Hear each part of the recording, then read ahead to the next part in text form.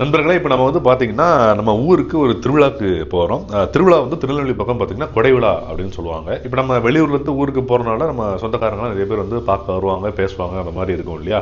அந்த வகையில் ஒருத்தர் வர்றாப்புல, அவர் வந்து நம்ம ஒரு சொந்தக்கார மாமா அப்பா அப்படின்னு சொல்லி எங்கள் அம்மா அப்பா இன்ட்ரடியூஸ் பண்ணுறாங்க. அவர் நம்மகிட்ட வந்து பேசுகிறாப்புல. அதனால் நலம்லாம் விசாரிச்சுட்டு பார்த்தீங்கன்னா, பொதுவாக ஒரு அட்வைஸை போடுறாப்புல. இந்த மாதிரி ஒரு குறிப்பிட்ட வயசுக்கு அப்புறம் வந்தாலே நம்மளுக்கு இந்த மாதிரி சொல்லுவாங்க இல்லையா, தம்பி அப்பா அம்மா பார்க்குற பொண்ணை தான் வந்து நீ திருமணம் செஞ்சுக்கணும், நீயா ஒரு முடிவுலாம் பண்ணக்கூடாது, அது ஒரு பெரிய ஒழுக்கக்கேடு அது இதுன்னு பேசினாப்புல. நான் வந்து மனசுக்குள்ளே ஐயோ நானே ஒரு வெத்து புத்தகம் இதெல்லாம் போட்டு எதுக்கியா என்கிட்ட சொல்கிற மனசுக்குள்ள நினச்சேன். சரி எதுக்கு இதெல்லாம் போட்டு இவர்கிட்ட சொல்லிக்கிட்டு ரொம்ப ஒரு கண்ணியமான ஆள் போல் அப்படின்னு நம்ம மனசுக்குள்ள நினச்சிட்டு சரிங்க மாமா அப்படின்னு சொல்லிட்டு வந்துட்டேன்.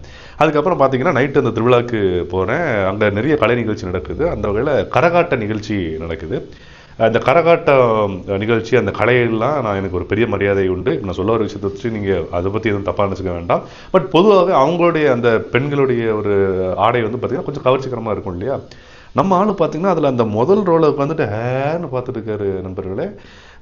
நீங்கள் நினைக்கலாம், சரி மாமா கலை நிகழ்ச்சி இதனோட என்ஜாய் பண்ணுறாரு அப்படின்னு சொல்லி நினைக்கலாம்.